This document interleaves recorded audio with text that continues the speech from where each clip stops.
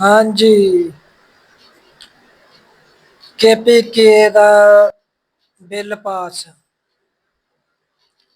ਤੱਕ ਵਜ਼ੀਰ ਆਜ਼ਮ ਤੋਂ ਲੈ ਕੇ ਐਮਪੀਏ ਐਮਐਲਏ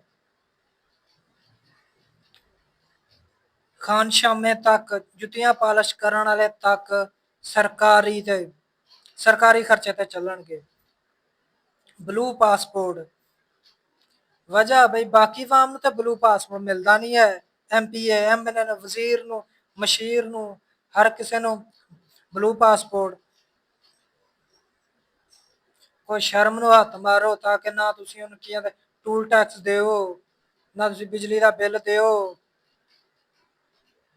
ਸਿਰਫ ਹਕੂਮਤ ਹੀ ਕਰਨ ਆਉਂਦੇ ਹੋ ਬਸ।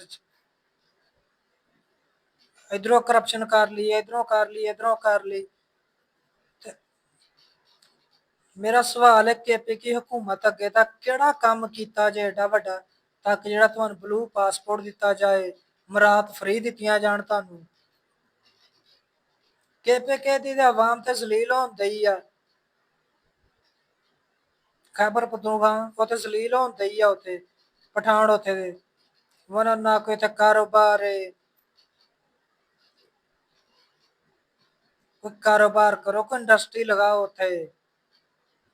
ਸਿਰਫ ਉਤੋਂ ਪਿਸ਼ਾਵਰੋਂ ਜਲਸਾ ਚੁੱਕਦੇ ਤੇ ਸਲਾਮਾਬਾਦੋਂ ਫਿਰ ਉੱਥੇ ਕਿ ਸਾਰੇ ਸਿਰਫ ਫੋਟੋ ਖਿਚਾਉਣ ਹੀ ਆਏ ਨੇ ਇੱਥੇ।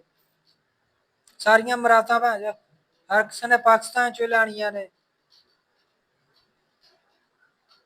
ਇੱਥੇ ਕੋਈ ਵੀ ਮਸਲਾ ਮਸਾਇਲ ਬਣਦਾ ਹੈ, ਬਲੂ ਪਾਸਪੋਰਟ ਚੁੱਕਦੇ ਹੋ ਤੇ ਚੱਲ ਬਾਹਰ, ਸਿੱਧੇ ਬਾਹਰ ਨਿਕਲ ਗਏ। ਪਾਕਿਸਤਾਨ ਅੱਗੇ ਕਰਜ਼ੇ ਤੇ ਚੱਲਣ ਦਿਆ। ਥੋੜੀ ਜਿਹੀ ਮਿਹਰਬਾਨੀ ਕਰੋ, ਕੋਈ ਰਾਤ ਨੂੰ ਹੱਥ ਮਾਰੋ, ਕੋਈ ਹਿਜਾਨ ਨੂੰ, ਕੋਈ ਗੈਰਤ ਨੂੰ ਹੱਥ ਮਾਰੋ। ਬਸ ਤੁਹਾਨੂੰ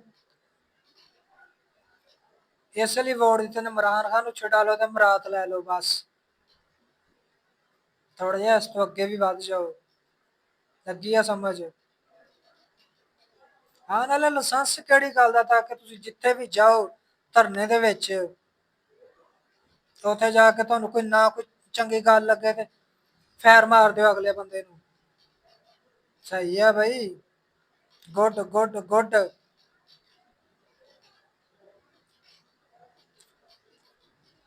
ਜਿਹੜੀ ਅੱਗੇ ਆਵਾਮ ਘੱਟ ਮਰਦੀ ਪਈ ਆ ਨਾ, ਭੁੱਖ ਤੋਂ ਤਸ ਤੋਂ ਰਹਿੰਦਾ। ਹੁਣ ਤੁਸੀਂ ਜਿੱਥੇ ਵੀ ਜਾਓਗੇ ਜਲਸੇ ਤੇ ਅੱਗੇ ਕਿਸੇ ਬੰਦੇ ਨੇ ਨਾ ਗੱਲ ਮੰਨੀ, ਤੁਸੀਂ ਕੱਢੋਗੇ ਪਿਸਟਲ ਤੇ ਮਾਰ ਦਿਓਗੇ ਉਹਨੂੰ। ਸ਼ਾਬਾਸ਼ ਜੀ।